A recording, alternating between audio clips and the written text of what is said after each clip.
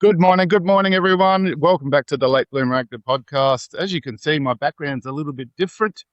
Coming to you live from Melbourne, Australia. I'm on my way back from Auckland for doing some training, and today was the day that I had some wonderful guests on for recording. And also, typically, when you're away, I scored an audition. So last night, I'm in my hotel room trying to record an audition with no readers and on my laptop. But it all went really well. So today, I've got a great couple of guests on, 3 guests, in fact. And what I want to say is, for years on this podcast, I've been saying that acting doesn't have an expiry date. In fact, neither does writing, directing, producing, or telling stories that matter. Today, we're talking to the people who've taken that belief and turned it into something tangible. A brand new film festival dedicated to celebrating creatives over the age of 50. So whether you're an actor, a writer, director, filmmaker, or someone who simply had a story sitting on you inside you for decades, this conversation might just be the push you've been waiting for. So joining me today are 3 incredible industry professionals who are helping make Late Bloomers Fest a reality. Firstly, we have Clare Pickering. She's the founder of Late Bloomers Fest and Late Bloomer Productions, an actor, writer, producer, and director. Clare created the festival after recognising that thousands of talented creatives over 50 deserved a platform to have their stories seen and heard. So I don't want to take too much away from what she'll talk about, of course. And joining Clare is Gary Boulter. He's the executive producer of Late Bloomers Fest. Gary is an accomplished actor, filmmaker, acting coach, and producer whose work spans film, television, and live performance. And he's passionate about proving that creativity only gets stronger with experience. And completing the panel is Ali Aitken, also executive producer of Late Bloomers Fest. Ali has enjoyed an extraordinary career across theatre, film, television, live events, and podcast production. Oh, she's in my realm. And she's a passionate advocate for creating opportunities for stories whose voices deserve to be heard. Clare, Gary, and Ali, welcome to the Late Bloomer Actor. Thank you for coming along. Thanks for having us. Thank you for having us. Gosh, we sound really impressive with those intros. and apologies, I'm tripping over my words already. You can tell I'm tired and the joys of traveling. Clare, I just want to come to you first. Thank you very much for agreeing to come on the show. And we really wanted to nail you down because we're in a pivotal moment or time frame for the Late Bloomers Festival. So can you just explain to us what is the Late Bloomer Festival and time frames, and what can people get out of it? So I'll just give you a quick bit of background as to how it all came about. I was actually with Gary and we were attending Rough Cut as part of Tropfest's 2026 sessions. And on the very first day, they had a panel discussion with John Polton, who's the founder of Tropfest. And at the end, they had a Q&A, and I just had a calling. It wasn't even just, it was just like, you must speak. So I put my hand up, and luckily I was selected to speak. And I said to John, Tropfest has always been a great supporter of emerging filmmakers and young filmmakers. That's all we hear is young filmmakers and emerging filmmakers. And I said, I'm probably one of the oldest people in the room. Is there an opportunity for Tropfest to support creatives like myself who've been trying to break into the industry for decades, or people who've started late in life? And John was really receptive to that. And at the end of, that was actually the end of the panel discussion. And so many people came up to me and said, Clare, I'm in my 50s. I've been feeling invisible. Thank you for giving me a voice. One of the finalists was in his 60s, I think. And, and then there was another person who's 85 who runs the Canberra Film Festival. So suddenly it wasn't just about me anymore. It was about, there was a whole room full of people who were feeling the same.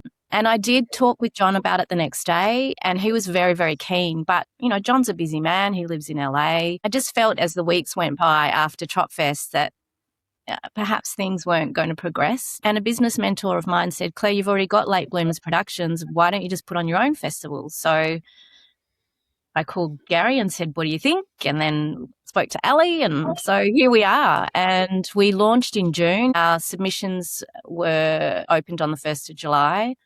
The rules are that the writer and director have to be over the age of 50. 50% of cast and crew have to be over the age of 50. And the story has to focus on people over the age of 50. So you couldn't make a film about 2 young people and throw in an older person and think that's going to work. It's not going to qualify. Submissions close on the 1st of November, and we're having a screening on the 6th of December. So I'm in the process at the moment of locking down the venue, but we are going all out. It's going to be a red carpet event. So people can submit now, so you're open for Yes. submissions. How's the hair going? Are we getting any extra greys coming through now with the stress of putting it together? Not at all. I mean, I've got the most amazing people, Gary and Ali, who have just been my rock, I will say. There is so much interest. We've already had 2 submissions. I just was up in Queensland for the Sparrowland Film Festival and met creatives there. Ironically, they've just started a podcast called The Old Film Farts, and they're on board and they want to come.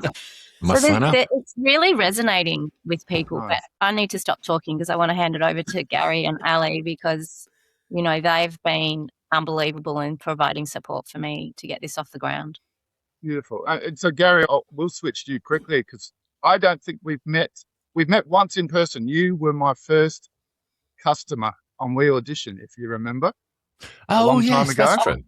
That's true. I just joined as a reader, and I'm sitting there with no takers, and no one had jumped on me, and you came on and just had a chat with me to give me my first rating and my first experience on We Audition. That was several years ago, so I thank you.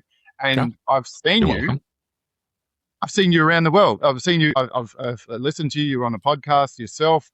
So I've had a lot to do with you. But let us know, how did you get involved, and why are you involved in the Late Bloomers Festival? And we keep using the word old. I like to say we're just older. We're not old, but welcome, Gary. Thank you.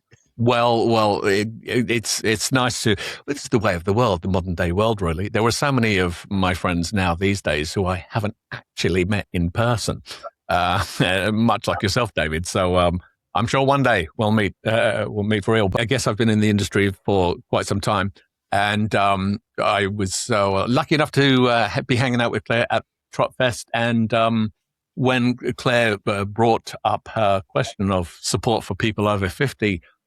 My God, it was a swell of support. All of a sudden, there was a line in front of Claire with people going, my God, Claire, yes, you speak for us, be our guru. I literally had to, give people tickets and said, Claire will be seeing you fairly shortly. But look, it is absolutely true what Claire has come up with. This is a world for people. The stories are all for people in their 20s and 30s and so forth. It's very rare to see, mainstream movies with, people over 50, our age, our ages. And this is quite simply it's what it's all about. Just telling some stories for people like us in a nutshell. So that's it. I'm just so pleased this mic is working, so I really can't tell her. I can't really think straight right now. It's working. But anyway, here we are. Is that because you're old and you don't know how to use tech? I see what you're doing. But I'm going to say something here. Whenever we have our Zoom meetings about the fest, we are always having technical issues and we can't see or read things. And where's that tab? I've lost that document. It's pretty embarrassing. Yeah, not to say that we're not clever or technically challenged or anything. No, yeah. One of the biggest things out of COVID was, can you hear me? Can you hear me on this? You're on mute. Yeah. But getting those stories out there, I'm all for it, and I'm right behind it. Welcome to the Late Bloomer Actor podcast. We had some tech issues. Gary was very embarrassed because he's got the best setup of all of us today, but it wasn't his fault. It's not your fault. Ali, your background is a lot of bringing these stories to people, I believe. So is that why you're on board, and how are you involved? Absolutely. I've known Claire and Gary for a long time because, as we've established, we are more mature. Actually, well, we're in age, maybe not in in outlook. And that's it, really. Sort of, I started acting professionally. Again, I sort of dropped it for a while and then came back into it. So it's really hard to, especially in Australia, if you didn't go the traditional route, going through, drama school in your 20s, to get that foothold, really. And you do get to that point where it is just, you feel like you're being overlooked. And when Claire came back and relayed this conversation that she'd had with John and the result of that conversation, it was just like, yeah, absolutely, let's do it. I love it. And I can't tell you how exciting it was just to get those submissions in. Actually, on the first day that it opened, it was just like, yes, okay, great, we're doing the right thing. Yeah. Mm. Oh, cool. And how long are the films? Is there a minimum time for each film to maximum length? What sort of? Yeah, Obviously short films. between 5 and 10 minutes. Okay, so nice. Yeah. Sticking with our 50 to 100, I mean, sure, there might be people over 100 who want to participate, and they are welcome, but, we had to draw a limit somewhere. And also, other than our rules of 5 to 10 minutes, the sky's the limit as to what the films can be about. Literally, you're only limited by your imagination. We just got to have people over 50 on board. Nice. So, your age. Oh, beautiful. So I'm just about to do the 48-hour film challenge next week, which comes with certain themes and character requirements. You have nothing in there other than those rules about the age of the actors and producers. Yep. I love it. We love did it. talk about that, though, didn't we? We did talk about it and decided that it's not to. No, that's good. I mean, and this is year one as well, isn't it? So you're going to see where this goes and hopefully goes every year. Are you looking at an annual production? Look, to be honest, I originally thought it was just going to be me, Gary, and Ali watching some films. But yeah, it's becoming bigger than Ben-Hur. And I think because I've been contacted by people through LinkedIn who have seen our posts and people that I don't know at all who have said that it's such a great idea, that it's such a great concept. So it's really, really resonating. And I don't think there's anything like it out there. So it's just giving a voice. As Ali's saying before, we feel like we're overlooked a lot of the time, and also trying to avoid those stereotypes of, a doshery old grandparent in a film. I mean, that's not how most 60, 70, 80-year-olds are in the world. And so it's trying to smash those stereotypes as well, I think. Awesome. And I'm going to go into a quick question in a minute. It's about the stories that we've been talking about straight away. But is this Australia only, or are you open to anyone anywhere in the world? International. Love it. Because I've got my podcast goes international. So guys, if you're listening or watching this episode, this is something you can come in. It doesn't matter where you're at. So jump on board. But guys, talking about stories and one of the things that I bring up a lot in my podcast is lived experience. So one of the phrases I love, that these stories have been earned, not imagined, I think I read somewhere. So what do creatives over 50 bring to storytelling that perhaps can't be taught in film school? Life experience, really. I mean, you can't fake that. You're behind the camera, great. You've lived a life working, and you can organize the hell out of the crew. And there's no acting required when you're over 50 because of the things you've been through. It's just there, and I'm really excited to see what entries we get. Nice. And Ali, what's your thoughts here? What are you expecting to see in the storytelling realm? Coming back to that lived experience that we all had. Or have. Anything and everything, really. I mean, that's it, as Gary said, and we all think the same, so it's probably why it's quite hard to think of something different to say, because we all quite often repeat the same things anyway. It is just that, we know that there's such a breadth and a depth to everything. I think it just makes it, I don't know, just better. Is that, if that makes sense? You know what I mean? Yeah.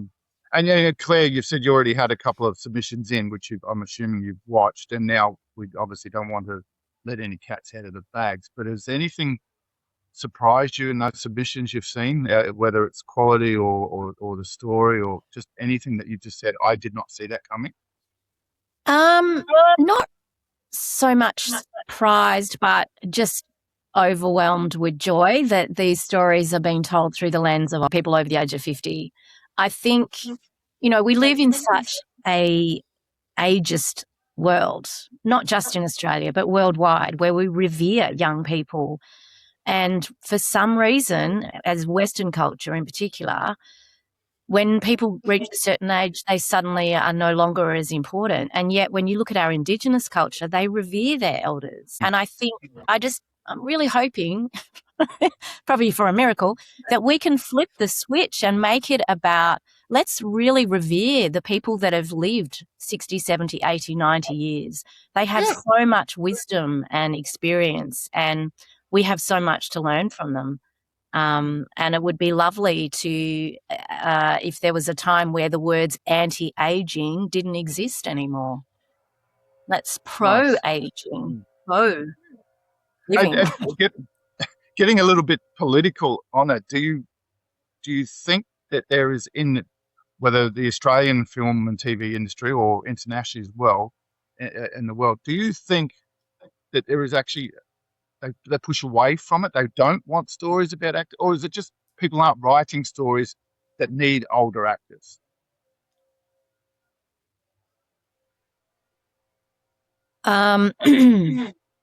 I think we just have a society that is focused on 20 to 30-something-year-olds. I was talking to a photographer yesterday who told me she was working with an actor who was just dumped by her agent because she turned 30, and the agent said to her, "There's no more work for you." Wow. Serious. And that was this, only a few weeks ago. So I think there is still this bias against people over 30, really. And I don't know why. That's a cultural thing, I think. Still looking for that ingenue, really. There are some shows coming out there. There was a show by the Duffer Brothers called The Boroughs. I don't know if any of you have seen that. But basically, it starred people like Gina Davis, Alfred Molina, Bill Pullman, all 60 plus, and it was one of the most engaging things I've seen for a long time.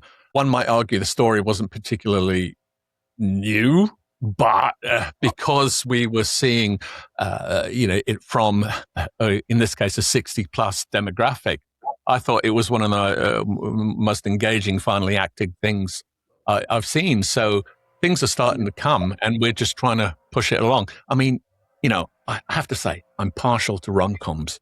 And you know what? I'd love to see a rom-com with people of an appropriate age. None of this. I love that. I love an appropriate age, having a lovely kind of fun time, as opposed to, as Claire said earlier, these young and sexy people. And that's fine. But you know what? Why can't we kind of normalize, like two 55-year-olds in a lovely rom-com? How cool would that be? It's kind of bridging that gap between the young action and the young rom-coms, and then sort of like your what do you call it, like your just like the Richard Osman ones, like with the old ladies in there. So it's bridging that gap in between those two.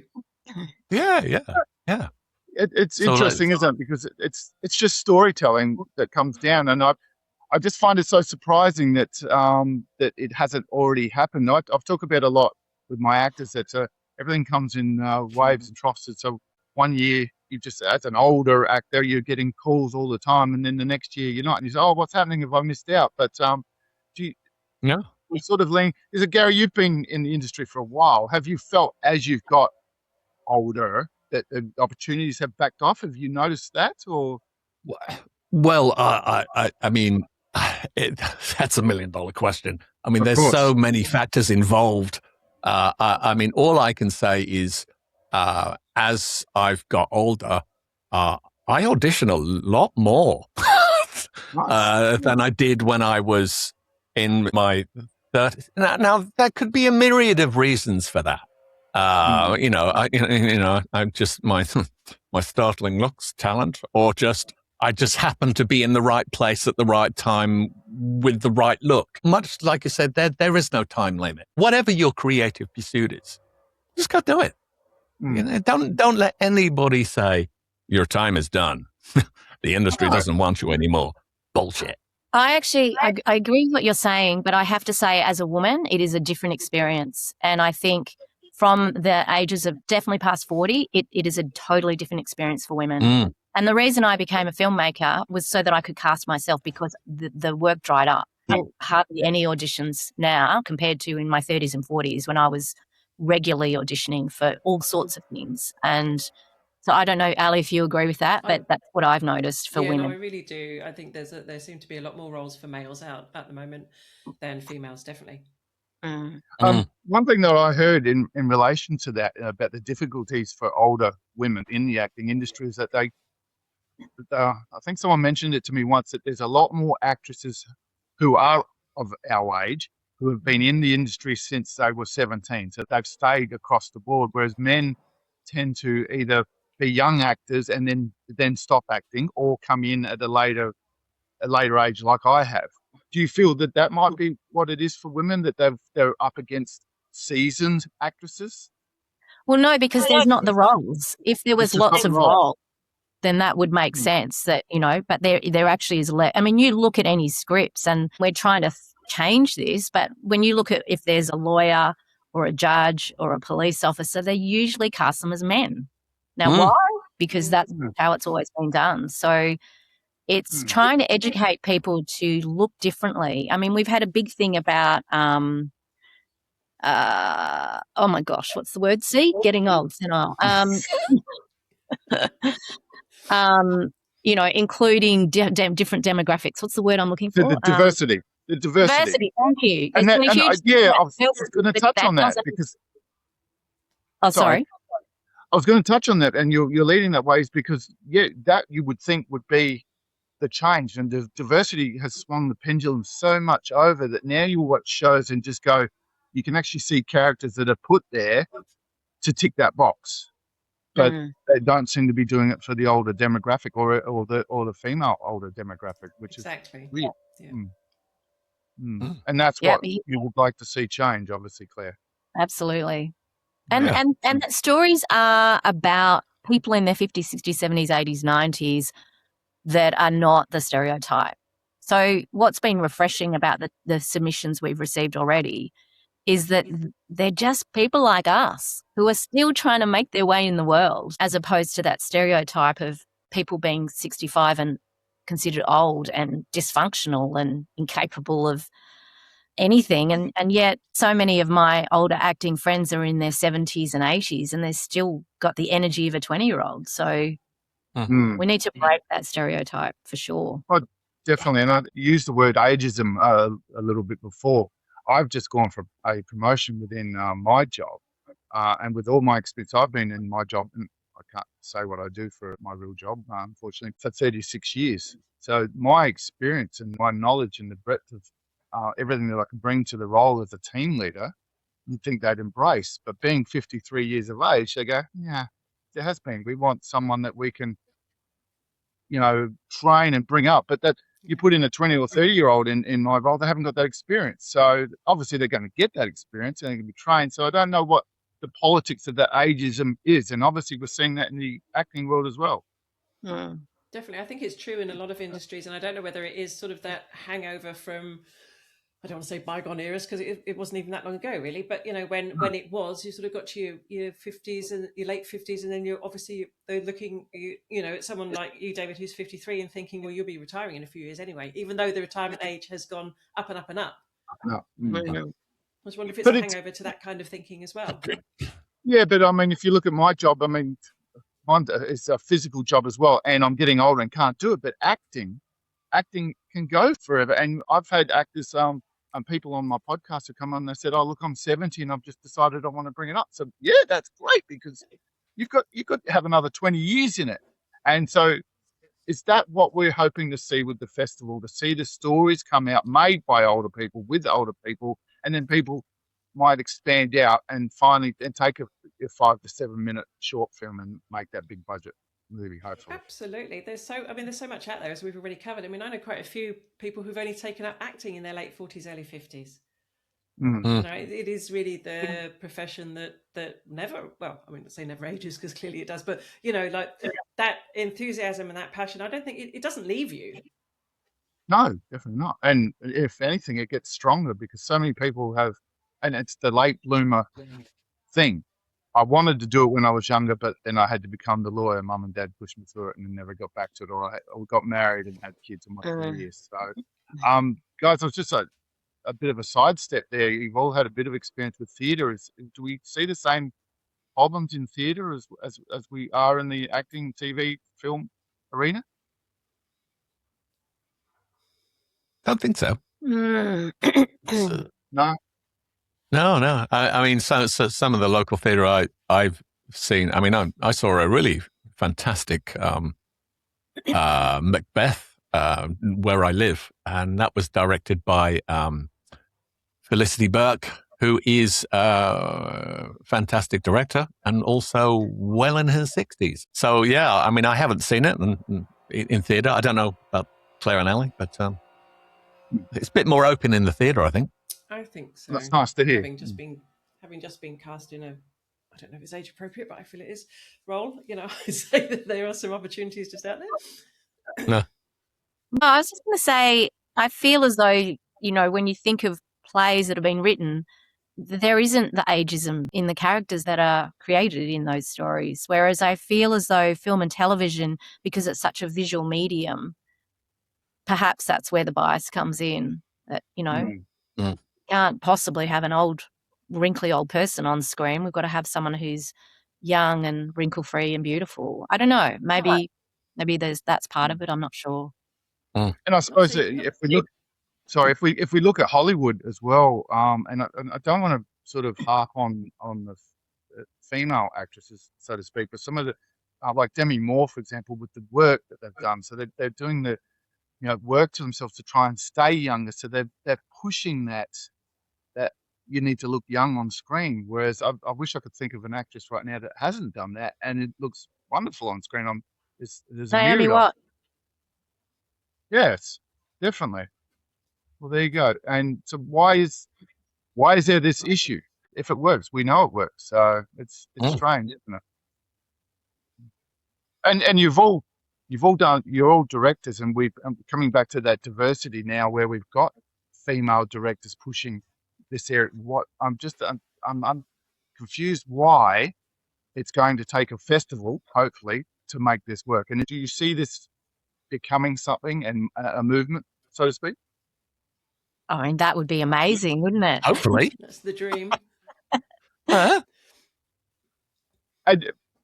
So just bring it back onto the festival then. So beyond the awards, I'm not sure if you wanted to discuss what sort of awards you're having, but if someone enters the Late Bloomers Fest and doesn't win anything, but what do you hope that they've gained simply by being part of it? Well, I guess it's a celebration of being over the age of 50 and still being seen and heard. Awards are so subjective anyway. So, if someone's film makes it into a festival, even just to make something, in my eyes, is amazing. And the connections and hopefully that people will start to be seen, feel that they're being seen and heard, and connect. The greatest joy for me is when people connect and end up working creatively together. And you use the word celebration, Claire. I think it's also like a good celebration of all the work that they've put into creating this fabulous film. And also, we're setting up a little Facebook page where 50-year-old filmmakers can network and touch base, ask for advice, get crew, get actors on board.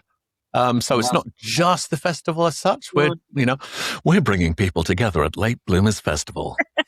Because we also know that people, might have an idea for a film and they might have some components, but they might be missing some crew. I mean, it's often the hardest things to find. So we wanted to help facilitate that as well.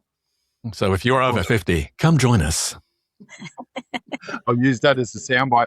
Guys, on that note, just a quick soundbite from each of you. If I've got someone listening or watching today who's never made a film but has always wanted to, what advice would you give them today to make that happen and to put something down?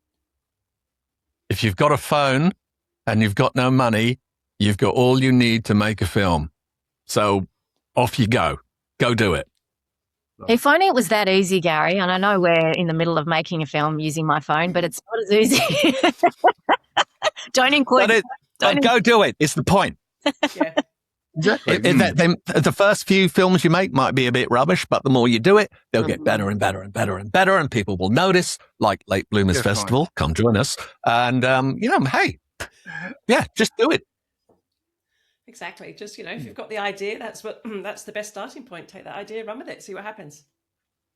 I love it. I believe we are born storytellers, and I think that we should be telling stories for our entire lives. So just tell your story. Awesome. Well, all right, guys. Thank you very much. I will certainly put some things in the show notes, linking everyone there. But just before we do finish up, I'm mindful that we did stretch out with some tech issues there, but unfortunately, I do have a plane to catch. But no, these things. I think we've got exactly what we wanted to discuss today, and hopefully, some of my listeners who are there going, you know what, I'm really keen on doing this. They've got an impetus to move forward. So, guys, normally I finish every episode by asking my guests what their T-shirt quote would be, a saying that sums up their philosophy in life or acting. But today I'd love you to imagine the official Late Bloomers Fest T-shirt. What's the slogan on the front that captures what this festival is all about, if you had to make one today? It's never too late to create.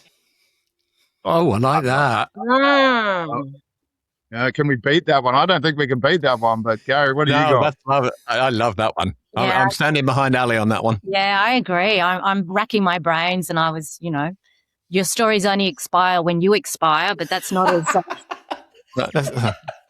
Maybe that goes on the back. They don't know, Claire, do they? If it's film, it's, Well, that's true. They don't expire. Your stories don't expire even after you've expired. Yeah. Well, we might not be young, but we're windswept and interesting. I love it. Well, guys, thank you very much. Is there anything that you as a last word you want to throw in, especially Claire, yourself being the leader of this gang, so to speak? Well, I just love my gang, for starters. But I do have a question for you, David. Are you going to be involved in a film and submitting a film for Late Bloomers Fest?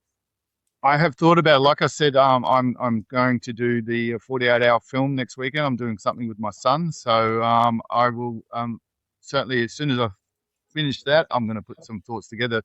The benefit is I can now come up with a story. It's not like the 48-hour film challenge where you don't know what you're doing until Friday night. So, and I've had that experience we were talking about before about using your phone and that. And the more I've done several films now, I don't consider myself a filmmaker, but I've made it work. So yes, definitely. I think I'll be on board because I'll lead the pack with you guys. So thank you for the invite, and thank you for putting this together because I'm really excited by it. And that's how we touch base, because the Late Bloomers Fest, the Late Bloom Rack, they're just molded. It made perfect sense. So thank you very much, guys. This has been an awesome treat. I will put everything in the show notes for people to find you. And can we just quickly, before we sign off, just confirm when the last submission date cutoff is, Claire? 1st of November. Plenty of time. You can make a 7-minute film in a weekend. So, ladies and gentlemen, thank you very much. It's been a pleasure to have you all on board. Appreciated, and it's been good to meet you and have you all in the room. Thanks so David. much, David. Thank you.